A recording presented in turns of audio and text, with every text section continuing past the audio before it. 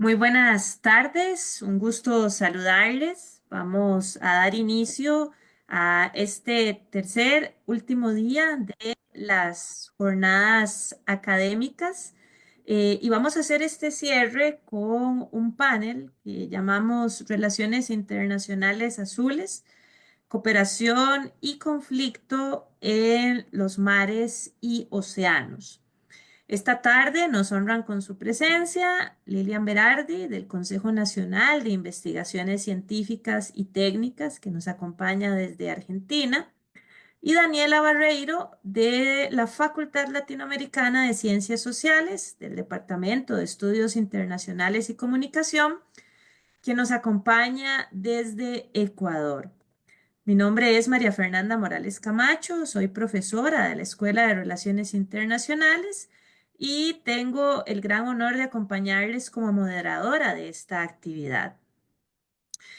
A propósito del nombre del panel, me permitiré hacer una breve contextualización para seguir y escuchar a estas panelistas de lujo que nos acompañan la tarde de hoy aquí en Costa Rica. Los mares y los océanos han sido a lo largo de la historia escenarios de cooperación y conflicto, por lo que su estudio resulta fundamental para la disciplina de las relaciones internacionales, ya sea como fuentes de recursos naturales, energía, explotación de recursos pesqueros, minerales en las plataformas submarinas. Los mares y los océanos son una fuente de actividades económicas vitales para muchos países y para la humanidad. Además de la gestión de los recursos marinos, es imprescindible conocer también, y esto nos compete a quienes estamos en el área de relaciones internacionales, el tema de la resolución de las disputas territoriales y la implementación del derecho internacional. Aspectos que son cruciales y que requieren de un enfoque multidisciplinario y de dinámicas cooperativas entre las naciones y los estados. De cara a la realización de la próxima Cumbre Mundial de los Océanos, que será el próximo año en Francia, es imprescindible reconocer que la cooperación y el conflicto en estos cuerpos de agua son primordiales para la disciplina de las relaciones internacionales. Nos competen diversas dimensiones en materia de seguridad, económica, sostenibilidad global, gobernanza. La gestión de los recursos marinos, la resolución de disputas territoriales y la implementación del derecho internacional son aspectos cruciales que requieren de un enfoque multidisciplinario y requiere también de un esfuerzo colectivo. La importancia de estudiar los mares y los océanos trasciende su vasto tamaño y belleza natural y abarca diferentes dimensiones que nos permite comprender su complejidad. Allí podemos analizar aspectos jurídicos, ambientales, diplomáticos, geopolíticos, comerciales, por mencionar algunos, que nos permite tener un mayor entendimiento de cuál es su trascendencia y cuál es su relevancia. La interconexión de todas estas áreas que me permití mencionar anteriormente nos permite entender la necesidad de acercarnos desde las diferentes disciplinas, incluso yendo más allá de las disciplinas y haciendo un esfuerzo por abordajes holísticos, por abordajes integrales.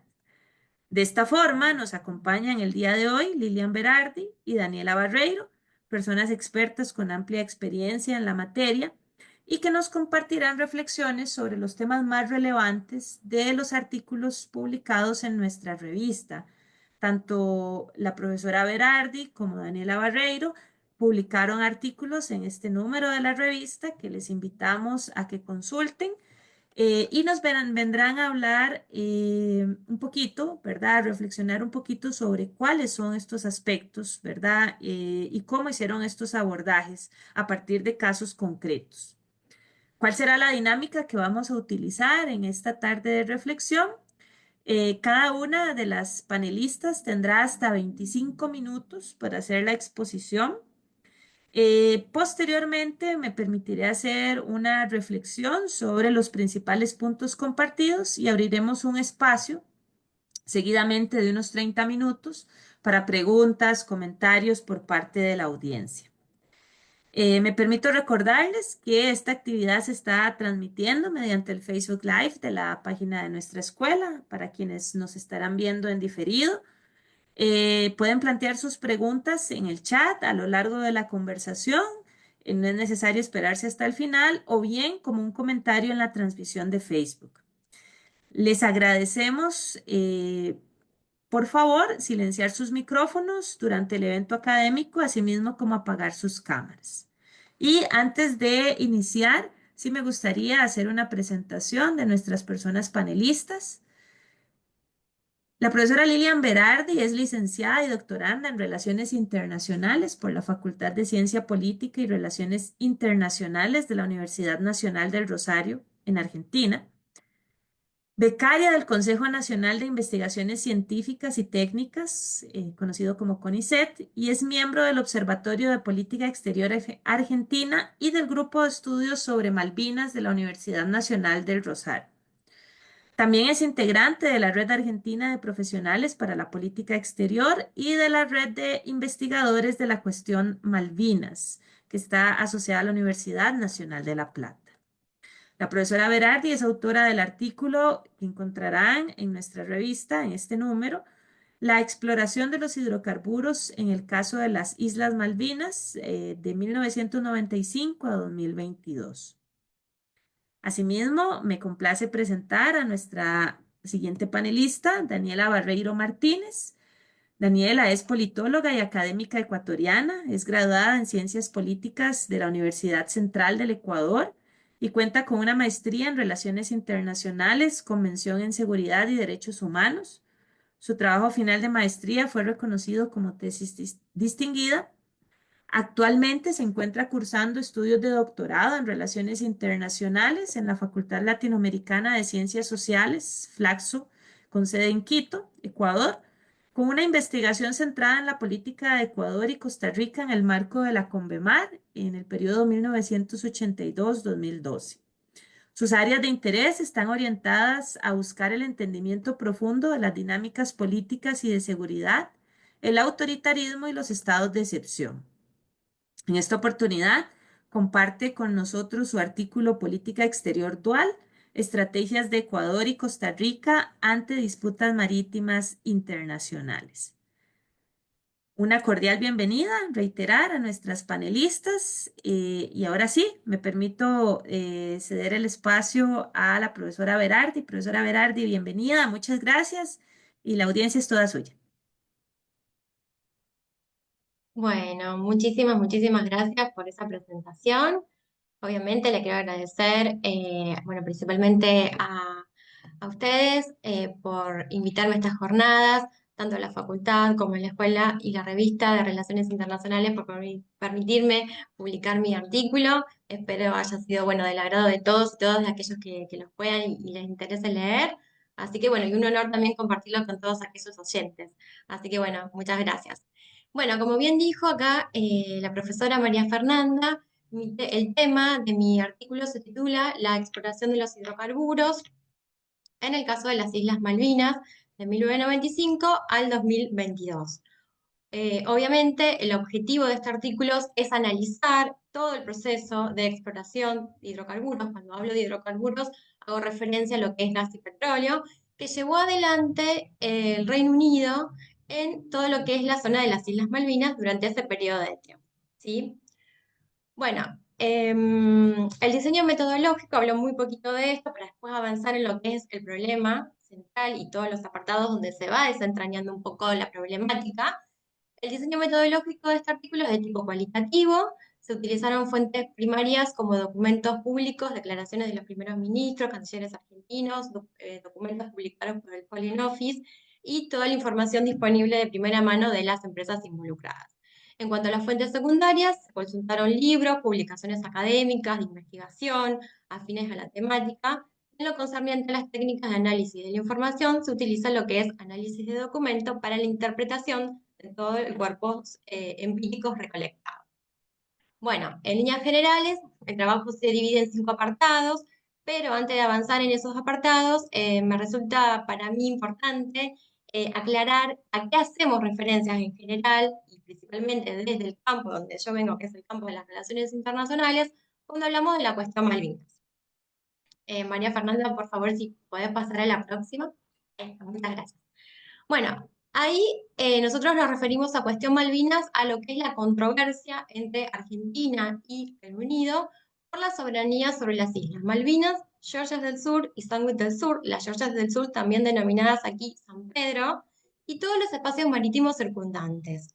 Esto fue así establecido en la Resolución 2065, aprobada por la Asamblea General de las Naciones Unidas en 1965, que además insta a las dos partes de este conflicto, es decir, Argentina y Reino Unido, a entablar negociaciones bilaterales para encontrar una solución pacífica a esta controversia, teniendo en cuenta los intereses de los habitantes de las islas.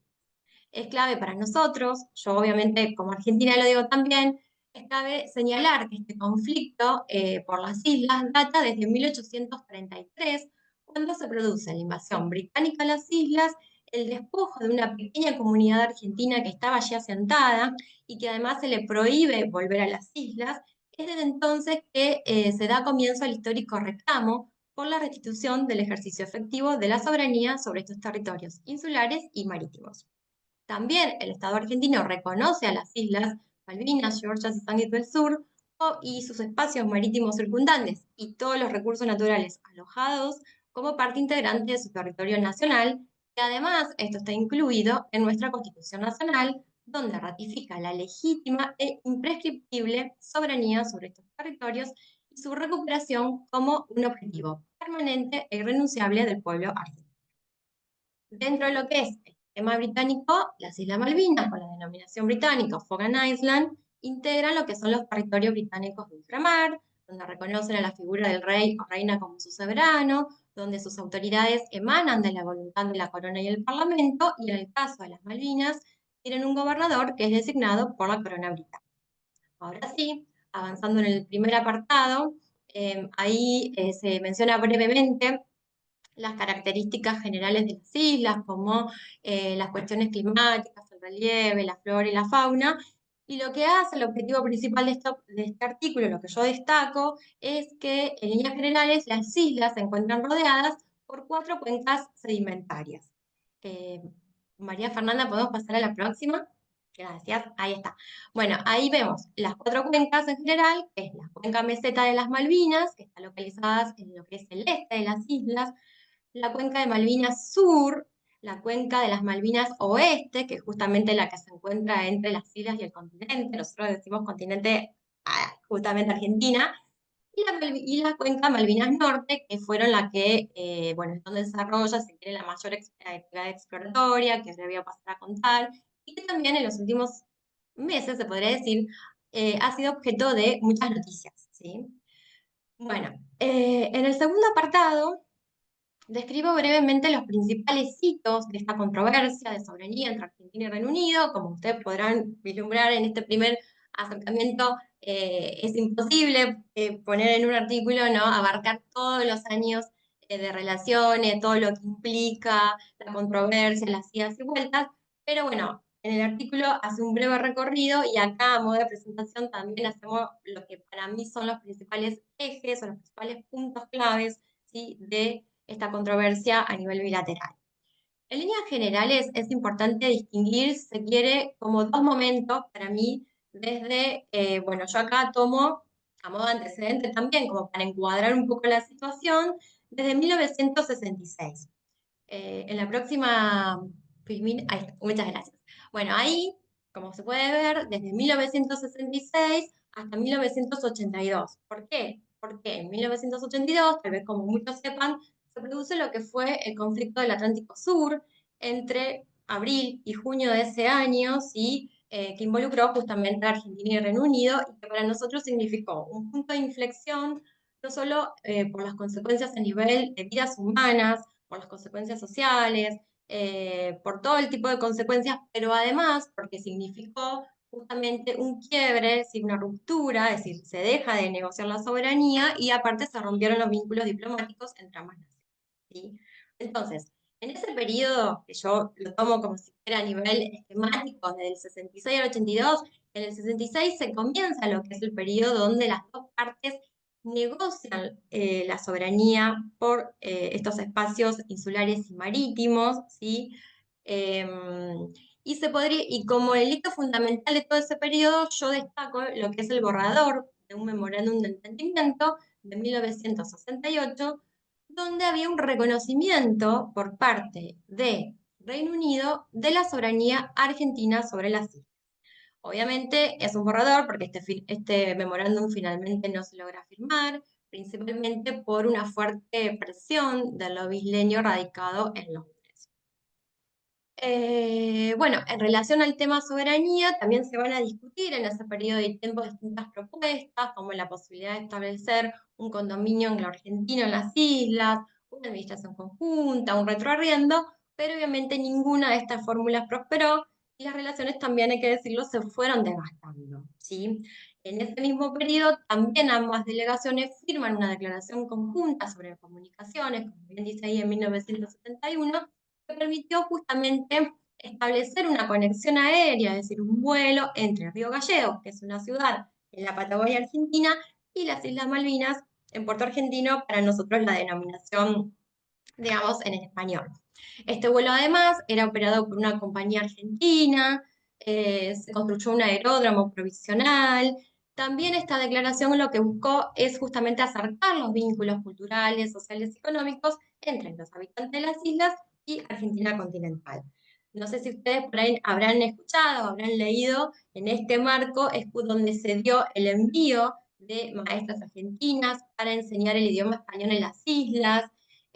También, a su vez, desde el continente, digamos, de Argentina, se proporcionaron servicios de salud, de traslado y asistencia médica gratuita en el Hospital Británico. Es decir, fue un periodo bastante, si se quiere, fructífero en lo que fueron los vínculos entre Argentina y Reino Unido para justamente acercar a los habitantes de las islas a Argentina. Obviamente, como dije antes, esto cambió a partir del conflicto de 1982, donde se interrumpieron las negociaciones de soberanía y se cortaron las relaciones diplomáticas.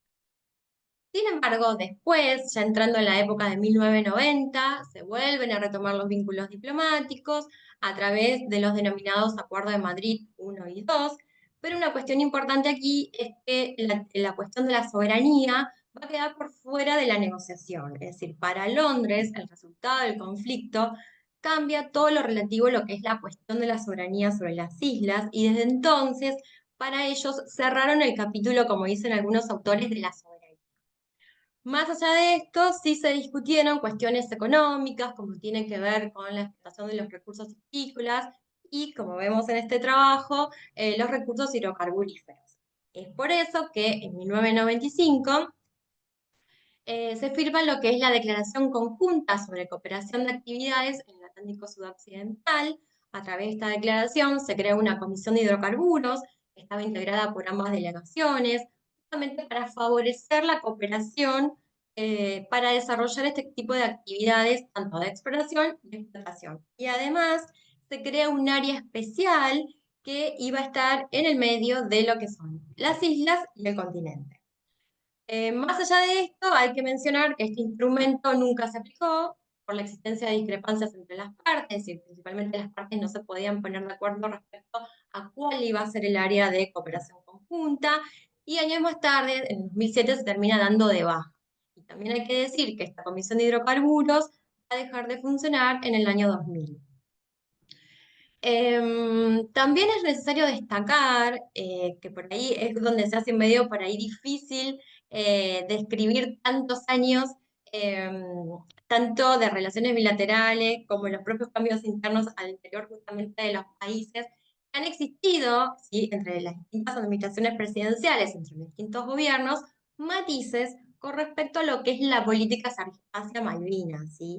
Si bien entre algunos gobiernos argentinos ha existido algunos puntos de continuidad, también entre las administraciones mismas existieron ciertas diferencias respecto a cuál fue la estrategia hacia Malvinas, ¿sí? Bueno, justamente a partir del 2000, profesora, si podemos pasar a la próxima filmina. Ahí está, muchas gracias. Justamente a partir del 2003 un cambio de gobierno en Argentina que lleva adelante justamente una política diferente a lo que fue su predecesor en los años 90 y se pone mayor énfasis en lo que es la búsqueda de respaldos internacionales en los ámbitos multilaterales como la ONU, pero también en foros regionales, especialmente también se buscó el apoyo de los países miembros de la UNASUR, perdón, del Mercosur, que es uno de los países de los cuales Argentina forma parte. Y algunos autores hablan de este periodo como la latinoamericación de la cuestión Malvinas, es decir, se buscó poner a la cuestión Malvinas, a la causa Malvinas, en cada uno de los foros regionales donde Argentina formaba parte. También de esta forma se deja de lado un poco esa estrategia de los años 90 y se pone mayor énfasis en justamente instar al gobierno británico a reabrir las negociaciones para alcanzar una solución definitiva a esta controversia de soberanía. También se va a adoptar, si se quiere, una estrategia un poco más reaccionaria frente a la llegada de las empresas transnacionales a la zona de las islas. Como vamos a ver más adelante, a partir de la primera campaña exploratoria que se da a fines de los 90, empiezan a llegar un conjunto de empresas extranjeras a todo lo que es la zona de las Islas Malvinas. Esto obviamente va a ser rechazado por el gobierno argentino. El gobierno argentino va a hacer justamente sus protestas formales por los canales diplomáticos bilaterales al Reino Unido y también por el envío de notas de disconformidad a las empresas extranjeras. También, como digamos, como complemento de esto, se va a aprobar una serie de normativas para frenar justamente el avance y la presencia de estas compañías, que como dijimos no cuentan con el consentimiento del Estado argentino. Por ejemplo, bueno, las que están mencionadas ahí, no voy a desarrollar todas porque si no son muchas, pero se pueden leer en el artículo, sí, la resolución 407, un decreto presidencial, la ley 26.659, que luego fue modificada, donde básicamente esta ley fija las condiciones para la exploración y explotación de los hidrocarburos en la plataforma continental argentina y además prevé sanciones para aquellas compañías que incumplan con las normativas vigentes, es decir, aquellas que no estén, que no hayan tenido la autorización de una autoridad argentina pertinente, ¿sí? En función de todo esto, es que también la Secretaría de Energía va a sancionar a estas compañías, declara ilegales las actividades desarrolladas en la plataforma continental argentina, justamente por no tener la autorización del Estado argentino. También en relación con eso es una ley importante que salió hace muy poco, que es en el año 2020, que es la Ley Nacional 27.557, donde establece la demarcación del límite exterior de nuestra plataforma continental argentina.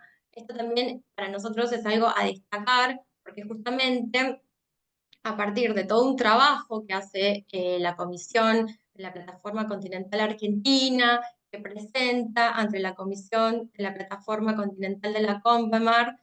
Después, esta comisión de la CONVEMAR da su devolución en el año 2006 y ahí justamente esta ley nacional se hace teniendo en cuenta las devoluciones que hace este órgano de Naciones Unidas y que es muy importante para lo que tiene que ver con la consolidación de los derechos soberanos argentinos sobre estos espacios que permite justamente una ampliación de esa plataforma y también todo lo que tiene que ver con los recursos naturales alojados en esta plataforma, ¿sí?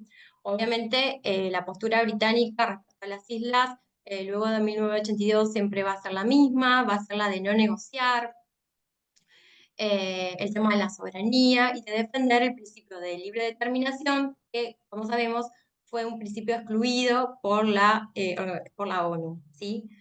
Bueno, para ir avanzando, en la tercera sección, ahí puntualmente ya entramos un poco más en el tema y se analiza un poco y se describen cuáles fueron las primeras exploraciones en Malvinas, ¿sí? Sí hay que destacar que en los años 70 hubo un mayor interés por parte del gobierno británico respecto a los potenciales recursos naturales localizados en la plataforma submarina de las islas.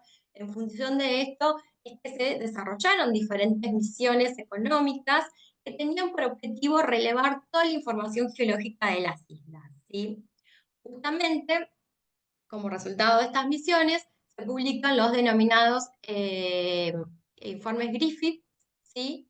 Tiene otro nombre, pero se lo hizo informalmente, los informes Shackleton, que tal vez es el informe, si quiere, más renombrado, donde acá se expone que las Islas Malvinas se encuentran rodeadas por recursos inexplotados de proteínas, petróleo, algas, entre otros. Además, este informe también hace una serie de recomendaciones al gobierno británico para, digamos, impulsar lo que es el desarrollo de las islas y entre tantas recomendaciones recomienda que es necesaria justamente la cooperación argentina para desarrollar las actividades de exploración y posible explotación de hidrocarburos en las áreas circundantes, ¿sí?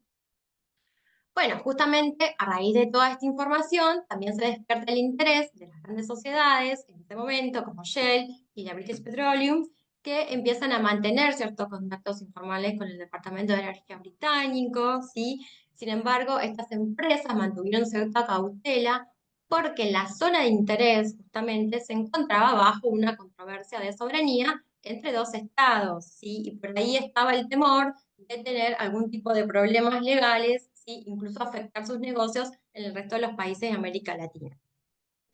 Bueno, es así que, bueno, en 1991 las autoridades isleñas o las autoridades sí, que están en las islas empiezan a aprobar diferentes ordenanzas que tienen que ver ya previendo un poco el tema de la regulación en lo que es la exploración y posible explotación de los recursos.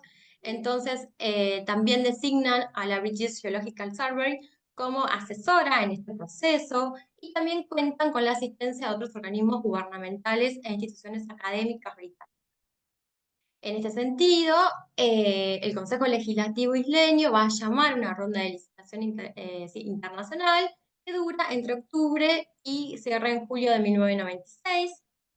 Como resultado de esto, se otorgaron en este primer momento 7 licencias de exploración en la cuenca norte de las islas. Eh, a ver si podemos pasar a la próxima filmina o presentación. Ahí está. Bueno, muchas gracias. Bueno, justamente ahí podemos ver en lo que es la zona norte y ahí en el norte, digamos, de las islas, esa zona se dividió en parcelas, ¿sí? A cada una de esas parcelas se le otorgó una licencia, como bien vengo contando, 7 licencias en la cuenca norte a 14 compañías entre operadoras y sus socias. Bueno, y después en el otra filmina está justamente el cartelito donde dice el nombre de todas las compañías, ¿sí? Entonces está la estadounidense Amerada Hess, después está la anglo-holandesa Shell, Lasmo, que es otra británica, IPC, Desire, que también es otra británica. Bueno, lo cierto es que durante 1998 se desarrolló lo que fue la primera campaña de perforación en Cuenca Norte de Malvinas de forma consecutiva. Para reducir los costos, estas compañías operadoras forman lo que es una especie de consorcio, ¿sí? Contratan a una misma plataforma de exploración submarina y dentro de este consorcio también cada una de las sociedades va a asumir distintas responsabilidades en lo que es el trabajo conjunto. Como resultado de esta primera campaña se demostró la existencia de sistemas de hidrocarburos. 5 de los 6 pozos perforados mostraron la presencia de gas y petróleo, aunque no en cantidades comercialmente viables, ¿sí?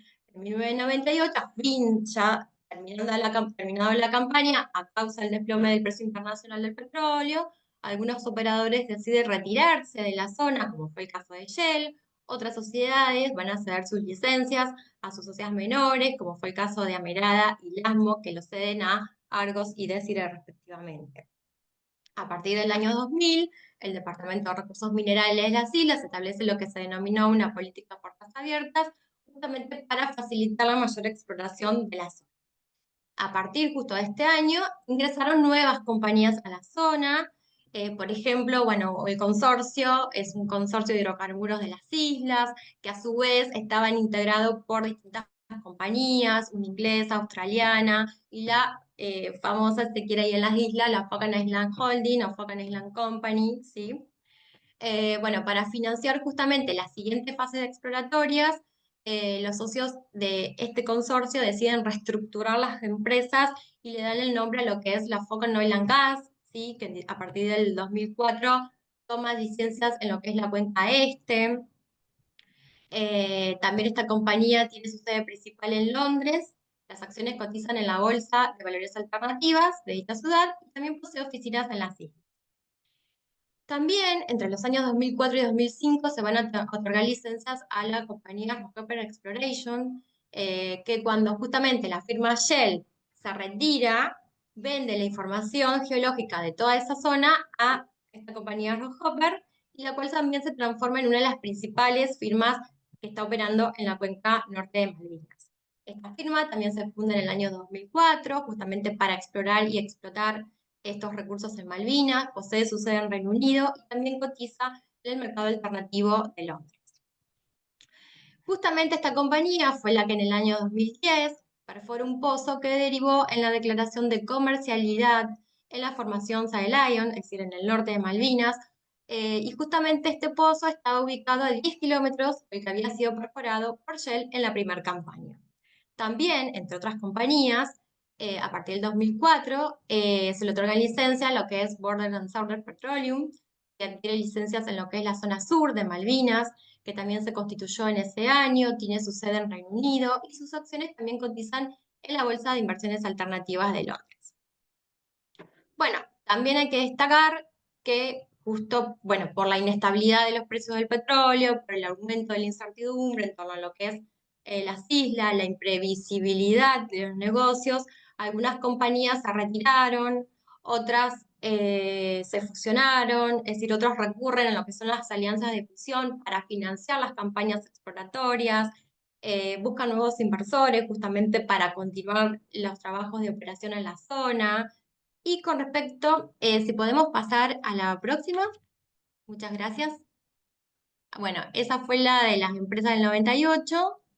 En la siguiente, ahí está.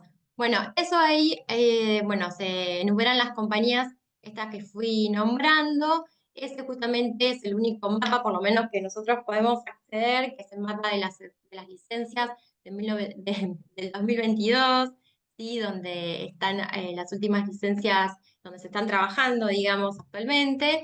Y bueno, lo que le quería comentar es que justamente de las noticias más recientes que involucran a esta compañía, Hopper, es que realizó un acuerdo con la compañía Navitas, mediante la cual esta empresa israelí tomaría el 65% justamente de este yacimiento que yo les hacía mención, el Side Lion, que está en el norte de las islas, y se proyecta perforar 23 pozos a futuro, ¿sí? También sí, lo que hay que mencionar es que las autoridades isleñas van prorrogando las licencias, ¿sí? Porque estas licencias exploratorias tienen un tiempo, pero se van prorrogando justamente para que las compañías continúen con los trabajos exploratorios.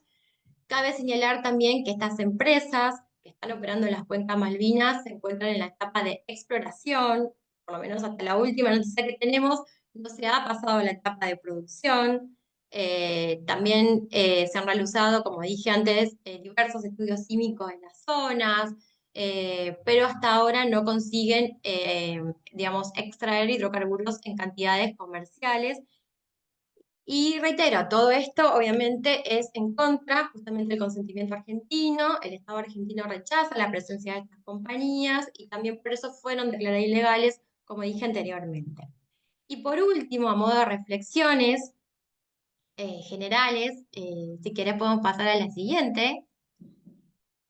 Ahí está, muchas gracias.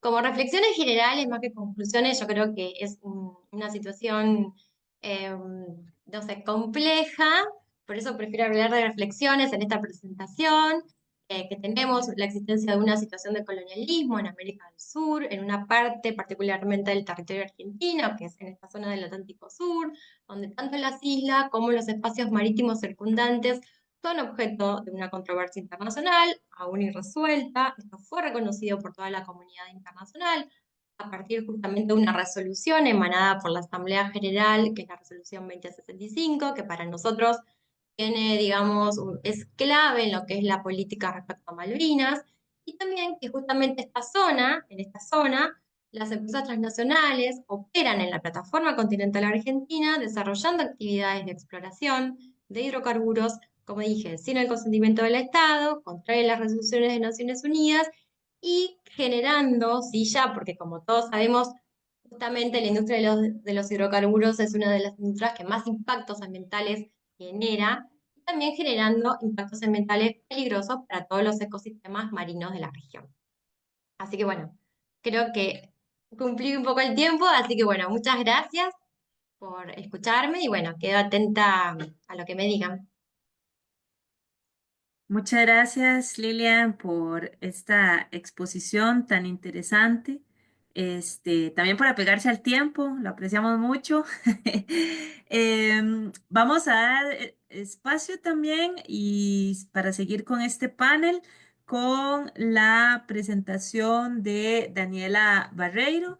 Daniela, muchas gracias por acompañarnos en particular porque sabemos que hay una situación compleja con el tema de abastecimiento eléctrico en el Ecuador y hay largas horas sin flujo eléctrico. Así que nuestro encarecido agradecimiento por acompañarnos a pesar de las condiciones adversas. Adelante, por favor.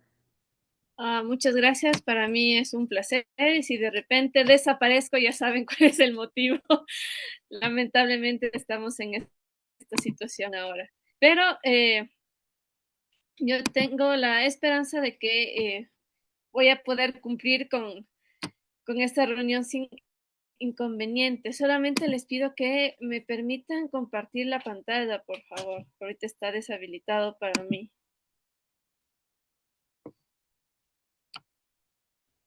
Sí, serían tan amables. Compañeras, ¿nos ayudan por favor a compartir para que Daniela pueda compartir pantalla?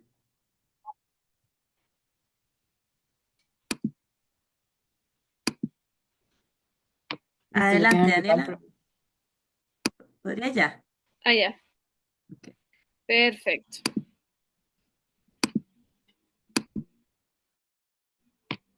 Entonces ustedes me avisan, espero que lo estén viendo. Listo, ahí se ve bien. ¿Sí? Ujú. Perfecto. Entonces, el tema de lo que yo traté en ese artículo, que es parte de mi tesis doctoral, es la política exterior dual de los estados pequeños, estrategias de Ecuador y Costa Rica ante disputas marítimas internacionales. ¿Y esto más o menos de dónde viene? Bueno, Ecuador y Costa Rica son considerados dos estados pequeños latinoamericanos que además comparten una frontera marítima en el Océano Pacífico. Además, Costa Rica también tiene salida hacia el Caribe y los dos países son considerados países con una gran biodiversidad y los dos tienen la particularidad de que han tenido conflictos marítimos de alguna manera con dos diferentes estados y ninguno ha decidido acudir al Tribunal Internacional de Derecho del Mar, a pesar de que los dos son parte de la convención de la CONVEMAR. Esto me llevó a la pregunta, ¿por qué Ecuador y Costa Rica prefirieron resolver sus disputas marítimas con China y Nicaragua, respectivamente, fuera del tribunal? Y para esto, teóricamente, me baso en tres pilares. El primero fue el de Estado pequeño. Para la investigación tomé un concepto más relacional, que es desde Tom Long, que define al Estado pequeño como el actor más débil en una relación asimétrica con otros estados. De ahí consideré la teoría neoinstitucionalista, especialmente porque esta teoría plantea que los estados pequeños, para aplicar su política exterior, usan a las instituciones y convenios internacionales como la arena perfecta para resaltar sus intereses, organizarse mejor y explotan estas reglas a su beneficio. Además, esta teoría muestra cómo los estados pequeños prefieren, en teoría, organismos internacionales mucho más especializados porque tienen mayor oportunidad en sus objetivos de política exterior. Y entonces les permite concentrar de mejor manera sus recursos y tener mejores y más rápidas soluciones. Además, dentro del neoinstitucionalismo, tomé las 7 funciones de las que habla Telo, que es primero reducir la incertidumbre y atenuar el dilema de la seguridad de los actores, dar credibilidad a los compromisos contractuales adquiridos por los actores, simplificar las negociaciones entre los actores, impulsar la implementación de los acuerdos con estímulos positivos negativos, así como crear espacios de socialización y aprendizaje mutuos para los actores, reducir los costos de transacción de los actores y contribuir a la formación de identidades. Estas se supone que son las 7 funciones principales que tienen las instituciones, y más aún en el caso de los estados pequeños, para los estados pequeños. Finalmente, el tercer pilar es la política exterior dual. Este es un concepto que originalmente viene del realismo. Edorcar lo aplicó en 1953 para hablar de la política exterior de la URSS y lo definió como la implementación de acciones aparentemente contradictorias o incompatibles entre el deber ser y la conveniencia, pero que en realidad son fases de una política exterior coherente e integrada, orientada a un único propósito.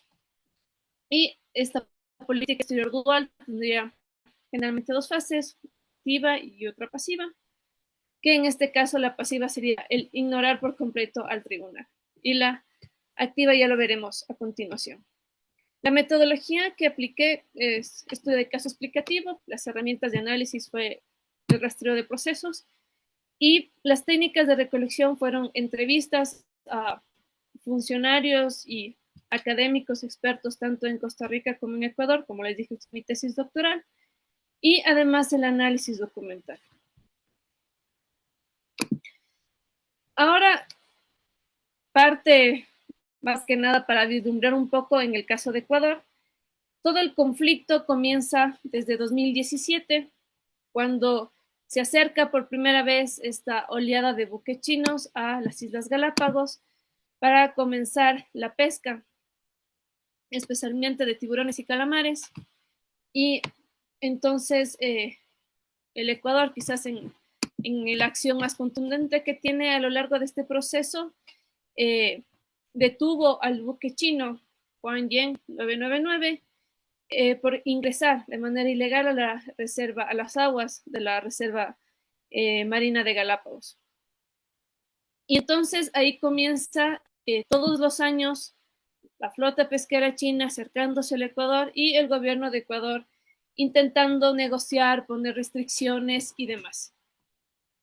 Ecuador en todo este periodo jamás acude al Tribunal Internacional del Derecho del Mar y se dan diferentes excusas, desde decir que no se tiene los suficientes pruebas para decir que China está ingresando o los buques chinos están ingresando de manera ilegal, y también diciendo que no es lo más conveniente, que ya los recursos diplomáticos que se están utilizando van a tener frutos y demás.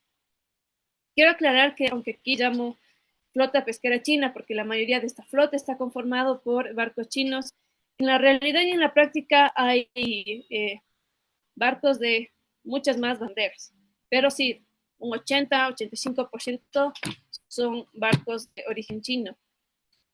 Entonces, ¿qué pasa? Toda esta línea lo que muestra en realidad es que tenemos una flota pesquera que está constantemente ingresando a la zona económica exclusiva de Ecuador y que la respuesta que tiene Ecuador simplemente es la diplomacia bilateral y solicitando y pidiendo que no apaguen los sensores, que no apaguen los satélites, que respeten el espacio, que respeten los tiempos. Y entonces ahí viene la duda, ¿por qué no acudir al tribunal que tendría la capacidad de resolver este problema y simplemente quedarse en la parte diplomática? Parecería una acción completamente contradictoria. Sin embargo, lo que pasa aquí es que hay una relación económica muy fuerte entre Ecuador y China. Entonces, claro, al momento de analizar qué es lo que pasa detrás, Ecuador pone por sobre sus intereses ambientales los intereses económicos. Y dice, ok, nosotros tendríamos la capacidad de ir frente al tribunal, esto no le agradaría a China, y al momento Ecuador debe más de 600 mil millones a China. Entonces, lo que hace Ecuador simplemente es quedarse en la línea diplomática, porque al momento de contabilizar cómo se ganaría o se perdería más, el gobierno ecuatoriano decide no atacar de una manera más frontal las acciones de China y quedarse al nivel de la diplomacia. En consecuencia, en un cálculo de costo y beneficio, el Ecuador pudo considerar que la diplomacia es la única acción válida para intentar mantener a la flota pesquera lejos de Galápagos sin perjudicar su relación con China. El único hecho que en realidad de alguna manera podría poner en duda esta reflexión es justamente que en 2007 Ecuador decidió quedarse con China. No obstante, en términos y números grandes, la pérdida de un buque no es representativo para el gobierno de China y más bien pudo haberse utilizado como una pantalla para de alguna manera tranquilizar a toda la población de Ecuador, que estaba constantemente reclamando al gobierno por acciones mucho más contundentes contra la flota pesquera. Y eso nos lleva al segundo caso, que es el de Costa Rica. Este caso en realidad tiene mucha más larga data, porque desde mediados del siglo XIX Costa mantiene una serie de disputas con Nicaragua. Se lo quiere ver como un solo proceso o como muchos procesos. Y centro de esto ha sido de alguna manera el río San Juan, su desembocadura y las islas. Entonces, en esto también vemos cómo entre Costa Rica y Nicaragua ha habido constantemente demandas y contrademandas en el Tribunal Internacional de Justicia para intentar, primero, aclarar cuáles son los límites y segundo, cómo se va a usar los espacios en común, como es el río San Juan. Esto ha llevado a que Costa Rica use la Corte Internacional de Justicia para resolver estos conflictos, hasta que finalmente obtuvieron una resolución satisfactoria. Pero, de nuevo, Costa Rica no acudió al Tribunal Internacional de Derecho del Mar y se inclinó por la Corte Internacional de Justicia. Y esto, a pesar de que el tribunal tendría una mayor especialización y se podría considerar que era el organismo más adecuado para resolver este conflicto. Pero, al igual que en el caso de Ecuador, cuando uno analiza a profundidad, se da cuenta que también aplicaron una política exterior dual, porque lo que hicieron fue varios factores. Primero, que la Corte Internacional de Justicia tenía un mayor prestigio a nivel latinoamericano por la resolución de conflictos de este estilo, a pesar de que en términos temporales no es el más eficiente, suele demorarse bastante tiempo. Pero lo que quería Costa Rica más bien era tener la garantía de que a la interna se iba a aceptar la resolución y a la externa Nicaragua también iba a respetar lo que la Corte dictaminara. Al principio puede parecer que no hay en este caso una contradicción con lo que plantea teóricamente el neoinstitucionalismo. Sin embargo, aquí la clave está en el detalle de la especialización, porque el tribunal sería, dentro de la teoría, el mecanismo más adecuado y más acorde para resolver esto. Mientras que en realidad Costa Rica tuvo en consideración otros factores, que no eran necesariamente la especialización y la brevedad, sino más bien el respeto que provocaba y el reconocimiento que tenía la Corte.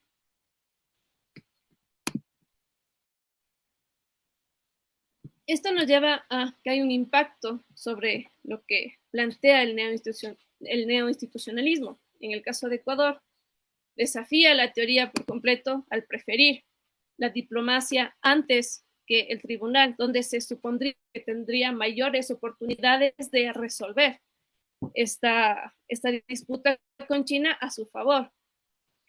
Mientras que en el caso de Costa Rica, reafirma ciertos aspectos del neoinstitucionalismo, pero destaca que la elección de una institución más reconocida en lugar de una más especializada mucho en el caso de estados pequeños y más en el caso de Costa Rica al no contar con unas fuerzas armadas. Entonces necesitaba que el peso internacional sea mucho más grande. Por eso estos casos demuestran que los estados pequeños no siempre recurren al tribunal especializado, a la institución más especializada, sino que evalúan mejor los contextos y objetivos. Y esto nos lleva a algunas conclusiones. Primero, en similitudes, ambos países evitaron ir al tribunal, implementaron una política exterior dual y optaron por estrategias que no son confrontativas, lo cual tiene mucha lógica al ser estados pequeños.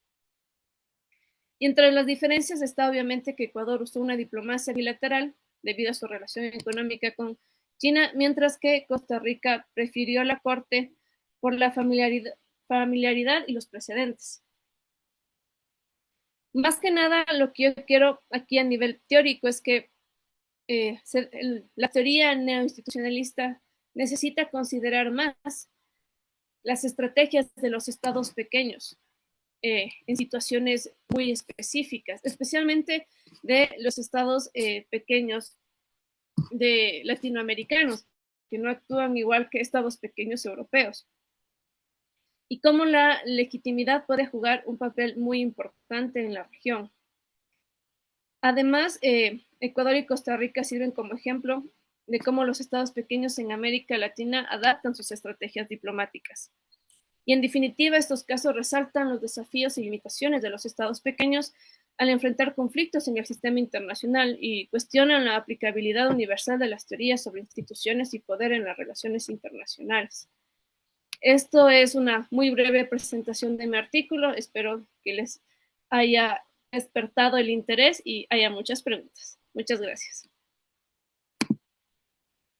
Excelente, Daniela. Muchas gracias por la presentación.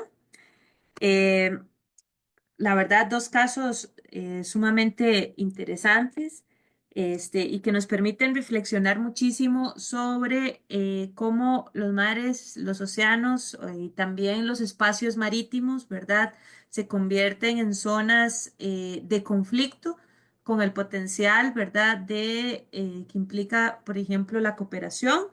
Tal vez me gustaría, antes de pasar a hacer este espacio de preguntas, comentarios, vamos invitando a nuestra audiencia a que vaya planteando sus preguntas, sus reflexiones, algunas consideraciones. Em, Tanto en el caso que nos expuso la profesora Berardi, como en el caso que nos expone también, que nos expuso hace un momento la profesora Barreiro, vemos cómo los estados, estados muy distintos, en este caso tres estados latinoamericanos, ¿verdad? En los casos, más uno extrarregional, eh, utilizan diferentes estrategias diplomáticas para afrontar conflictos y estos conflictos, ¿verdad? Donde tenemos conflictos marítimos, evidentemente tenemos allí una diferenciación en tamaños y capacidades, ¿verdad? Casos allí que hay diferencias importantes o asimetrías. En el caso del conflicto Malvinas, concretamente, y también lo que nos exponía Daniela sobre las estrategias del Ecuador y Costa Rica. Realidades distintas, capacidades distintas y, por supuesto, espacios geográficos distintos. Eh, Vemos allí, por ejemplo, la complejidad de estos espacios y yo creo que esto es importante cuando hacemos una reflexión y estos casos de estudio nos permiten aterrizar concretamente y pues estas consideraciones que me permito hacer es un poquito más desde la abstracción. Eh, los espacios marinos, los mares y los océanos son espacios altamente complejos, ¿verdad? No solo tenemos los ecosistemas y su complejidad, pero tenemos, por ejemplo, tensiones históricas, el caso concreto, ¿verdad?, del conflicto de las Malvinas, que data desde 1833. Ya llevamos bastante tiempo, ¿verdad? Pero, por ejemplo, el caso del conflicto entre Costa Rica y Nicaragua, que ha sido una constante en la historia de ambos países centroamericanos y pues somos vecinos, ¿verdad? Entonces es parte de cómo nos hemos desarrollado históricamente y cómo la política exterior de ambos estados se han desarrollado. Refleja tensiones históricas, políticas, geopolíticas, geoeconómicas, en el caso del conflicto y los intereses por la explotación de hidrocarburos. Y yo creo que eso es un elemento importante porque en este contexto de transición energética existe ese doble discurso, ¿no? De que nos estamos alejando de los hidrocarburos, pero yo soy un poco escéptica de eso. Creo que hay una tendencia importante. Tenemos que esperar a ver qué es lo que sucede a partir de las elecciones en los Estados Unidos y sus resultados y cómo eso pueda incidir en la gobernanza ambiental internacional Si quieres, y las dame permiso políticas que te de está entrando a dar las descarbonización. palabras de lo del cierre de la revista. Entonces, tenemos ese aspecto, el aspecto económico que incide muchísimo y creo que aquí, a propósito de que estamos y con esto me permito cerrar esta pequeña sección de consideraciones, cómo pensamos también a partir de la teoría, ¿verdad? A propósito de las diferentes aproximaciones teórico-metodológicas. Estas son jornadas académicas donde tenemos la posibilidad de compartir con personas autoras que nos vienen a hablar un poquito yo sé que 20 minutos, 25 minutos es muy poquito. Cada artículo da para hablar muchas horas, pero que nos permiten hacer como un tasting, ¿no? De qué es lo que está sucediendo, pero también hacer esa reflexión teórico-metodológica. Y a mí algo que me parece muy importante es humanizar lo que leemos, entonces también ver a las personas que escriben, ¿verdad? Poner allí, identificar un nombre con una cara, nos permite muchísimo acercar esas realidades, independientemente de qué tan lejos estemos geográficamente. Así que un poquito esas consideraciones. Y abriría el espacio en este momento para preguntas, comentarios por parte de la audiencia, por favor, con confianza para la profesora Berardi y para la profesora Barreiro,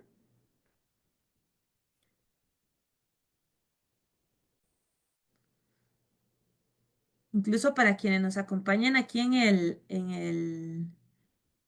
el Zoom, pueden abrir el micrófono.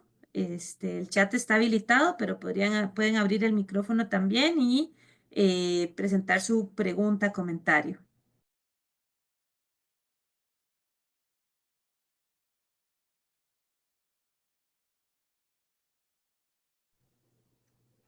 Mientras tanto, allí se nos van animando la audiencia.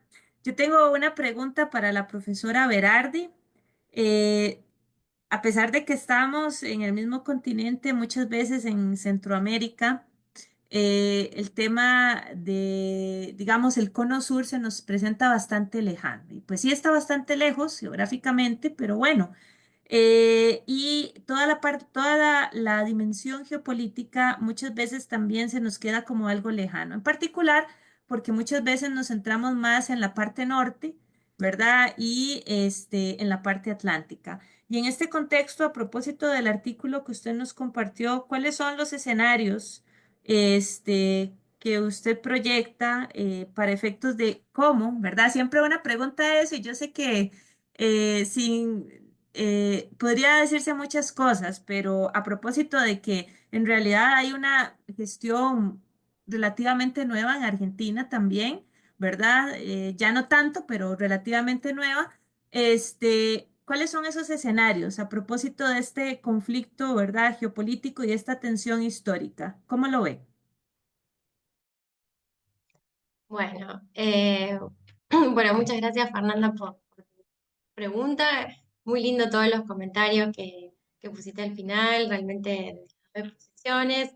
Como ustedes dicen, por ahí estamos lejos, pero a su vez creo que compartimos mucho de los problemas y más que nada con esto de lo que tiene que ver con los avances, de los recursos recursos naturales, sobre principalmente las regiones que para nosotros son nuestras, y bueno, y justamente tenemos que tratar de proteger y cuidar y bueno, ejercer nuestros derechos de soberanía en lo que nosotros creemos que nos corresponde. Pero bueno, también por ahí destacar que justamente la cuestión Malvinas para nosotros en particular es una cuestión sensible, principalmente por el tema, si quiere, de los recursos hidrocarburíferos también, porque están íntimamente ligados a lo que es la cuestión de la soberanía, entonces es un tema, como dije, también no resuelto. Y bueno, siempre por ahí una de las principales críticas justamente que tenemos nosotros mismos con nuestra propia, si quiere, clase dirigente, es esto de que no existe, si quiere, una política de largo plazo continua hacia Malvinas, que justamente en función de el gobierno y de el signo político ideológico que tenga, digamos, se notan ciertos rasgos diferentes en lo que es la política hacia Malvinas. Entonces, asume una presidencia con ciertos rasgos, si quiere, más de tipo acercamiento a lo que es las potencias occidentales, ¿no? Representativo, podemos decir Estados Unidos y Gran Bretaña. Entonces, tratan de justamente acercar los vínculos a lo que es Gran Bretaña, priorizar en las relaciones bilaterales los vínculos comerciales, económicos, buscan establecer, reabrir las negociaciones justamente en lo que tiene que ver con la pesca y con los hidrocarburos, buscan reactivar los vuelos, ¿sí? Entre, si se quiere, las islas, con otro país y que tenga una escala en Argentina, es decir, buscan reactivar todas las cuestiones económicas y colocan lo que es la discusión de fondo, que es la discusión de la soberanía, si se quiere, en un tono no tan prioritario. Entonces después viene otra presidencia con otro signo político, se quiere más latinoamericano, más se quiere defensor de la soberanía territorial y de los espacios marítimos. Entonces lo que hace es tratar de reabrir otra vez el tema de la discusión, de la negociación por la soberanía. Entonces ahí empieza toda una cuestión de rispideces con el gobierno británico.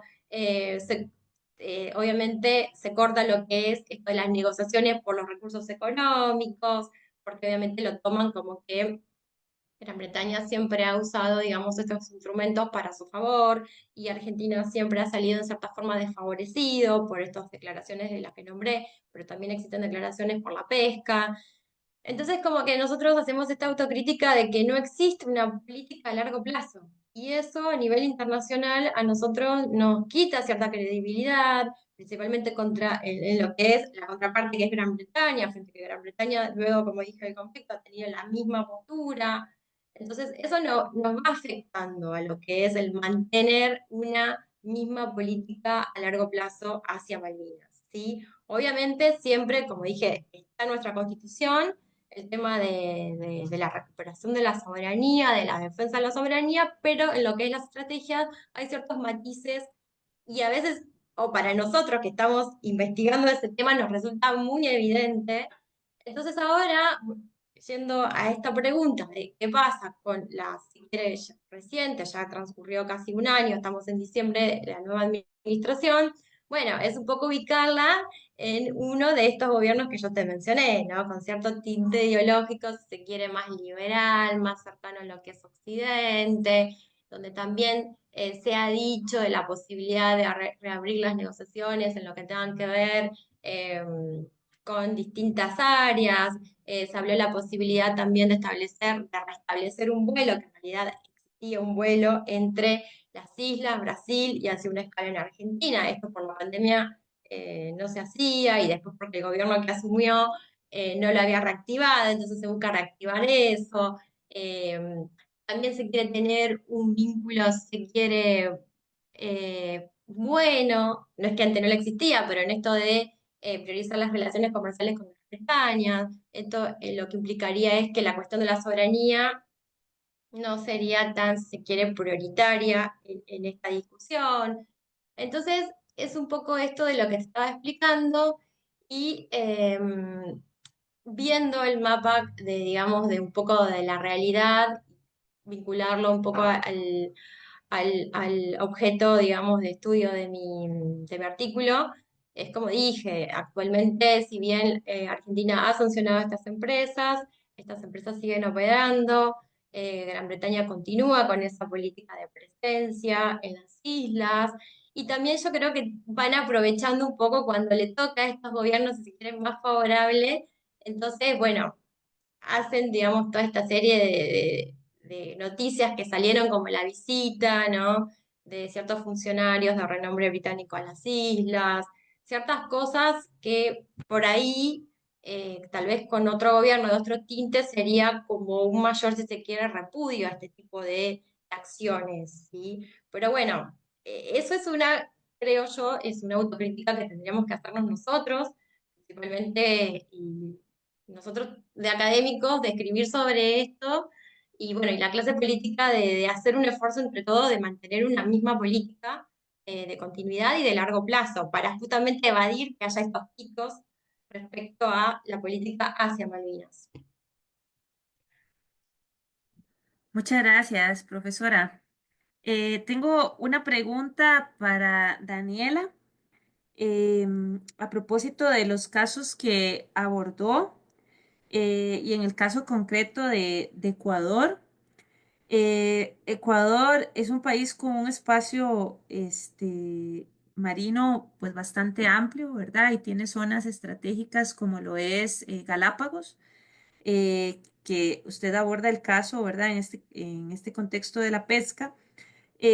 Pero en términos de seguridad, porque también se convierte en un tema de seguridad nacional, ¿verdad? Y en este contexto, ¿cómo gestionarlo? ¿Cómo un país como Ecuador, que tiene recursos, por ejemplo, con el caso de Costa Rica, que es un país que tiene menos capacidades en términos de la gestión de sus mares, ¿verdad? En este contexto, porque dependemos muchísimo de la ayuda externa y no tenemos tantos recursos a pesar que el espacio marino es sumamente amplio. ¿Cómo gestionar entonces estos espacios tan amplios a propósito de que tenemos diferentes amenazas, no solo la pesca ilegal, no reglamentada, no declarada, ¿verdad? Tenemos, por ejemplo, también las redes criminales, narcotráfico, trata de personas, piratería, etcétera. En este contexto, ¿cómo lo ve, Daniela? Gracias por la pregunta y, a ver, ha sido demasiado fluctuante en el caso de Ecuador, porque hubo épocas como alrededor de 2013, 14, 15, donde el Estado ecuatoriano gastó mucho más en cuestión de defensa marítima y se compraron lanchas, sensores y una serie de cosas para tener un mayor control del espacio marítimo. Sin embargo, tengo que decir que lamentablemente ahora la mayoría de estos recursos se han perdido y los militares declaran que no hay actualmente la capacidad en realidad para controlar todo este espacio. Entonces, sí es un problema bastante grande. De hecho, cada vez por la zona de la costa, ya ni siquiera tan alejado como Galápagos, ¿no? Frente a la costa ecuatoriana, se han presentado lanchas llenas de droga o pidería o demás cosas. Por ejemplo, cuando yo conversé con los representantes de las asociaciones de pesqueros, sí había esta fuerte preocupación de que cada vez parece que el gobierno se está olvidando cada vez más del mar y no ha puesto los recursos ni el interés político en tratar de resolver estas dificultades. Como bien lo dijiste, el caso de China y la pesca es simplemente la puntita de un problema mucho más serio que compete no solamente a otros estados, sino redes criminales que van desde el narcotráfico hasta la piratería y la trata de personas. Entonces, sí es un problema que académicamente llama mucho la atención, pero que lamentablemente a nivel político hasta el momento no se le ha dado la importancia necesaria. Excelente, Daniela, muchísimas gracias. ¿Alguna otra consulta, comentario, quienes nos acompañan en el chat por acá o en la sala? Ok, muy bien. Entonces, un sincero agradecimiento a la profesora Berardi, a la profesora Barrera.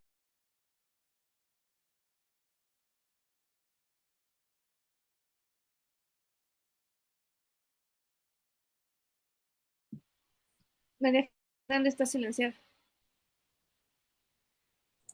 Ahora sí, ¿verdad? Sí. No, Sí, ahora sí, ¿dónde me quedé? ¿En donde estaban las preguntas, comentarios, no? Hasta Daniela Ya estabas silenciada. agradeciendo, que muchas gracias. Ah, ok, si es que me silencié automáticamente. No, agradecerles a las profesoras por el espacio, por compartir sus reflexiones, recordarles acompañarnos también con las lecturas de estos interesantes artículos en la página de la revista.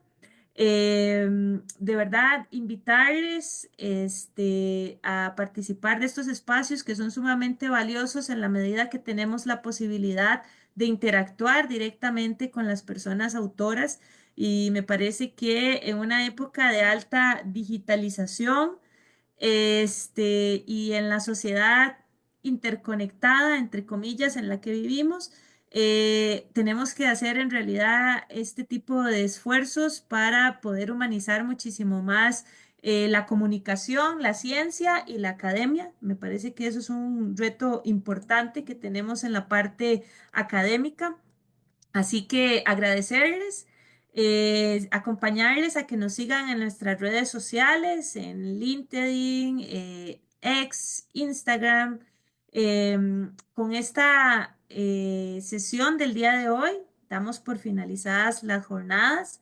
Yo les agradezco mucho brindarle un fuerte aplauso a nuestras panelistas el día de hoy por esas excelentes presentaciones y por la gentileza de acompañarnos a pesar de la diferencia de horario, ¿verdad? La ventaja es que estos espacios no nos quitan la diferencia temporal, pero sí reducen las distancias geográficas. Entonces podemos estar bastante cerca y eso es sumamente importante. Agradecerles a las personas que nos han acompañado a lo largo de estos 3 días. Muchas gracias por esa participación. Las jornadas son para ustedes y por ustedes. La revista es para ustedes y por ustedes también. Y es un espacio que se crea tanto la revista como las jornadas para que haya un intercambio académico, científico, respetuoso de ideas, de experiencias, ¿verdad? En el marco también de una sociedad pues democrática y donde esperamos que las personas se sientan seguras también de compartir sus opiniones, sus ideas de forma argumentada.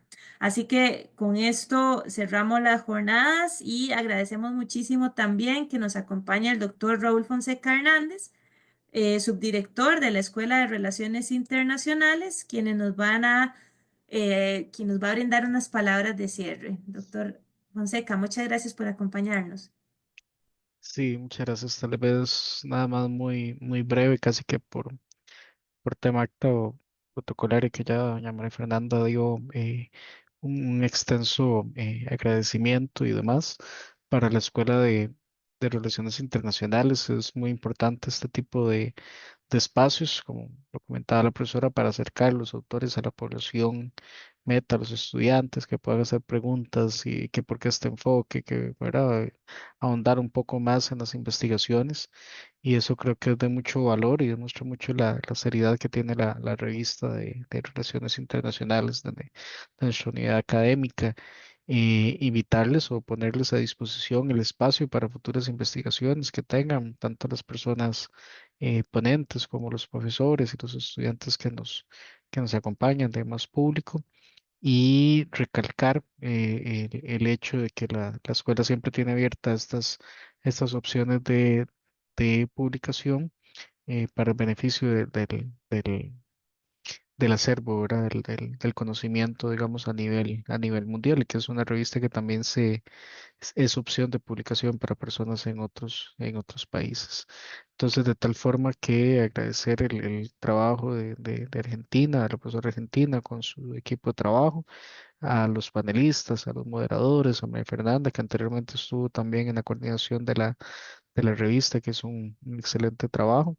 Y nuevamente, en nombre de la Escuela de Relaciones Internacionales, agradecer el esfuerzo, el espacio de todos y todas. Entonces, muchísimas gracias en el cierre, don Jorge también, que lo he visto conectado en prácticamente todas las sesiones, docente de nuestra unidad académica, don Francisco Flores también, y otras personas que han estado al tanto. Entonces, muchas gracias.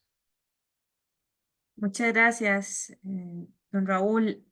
Ya para terminar, nada más hacerles un amable recordatorio a las personas que nos acompañaron los 3 días en todas las sesiones. Se les estará enviando próximamente los certificados de participación, muy importante. Recordarles que todas las sesiones están en el Facebook de la Escuela de Relaciones Internacionales, así que invitarles a que nos sigan en las redes sociales y si tienen curiosidad o quieren volver a ver alguna de las sesiones, pues allí están disponibles. Entonces, muchísimas gracias. Daniela, muchas gracias. Lilian, muchísimas gracias. Y a todas las personas que nos acompañaron, que pasen una linda mañana, tarde, noche, donde quieran que Muchas estén. gracias.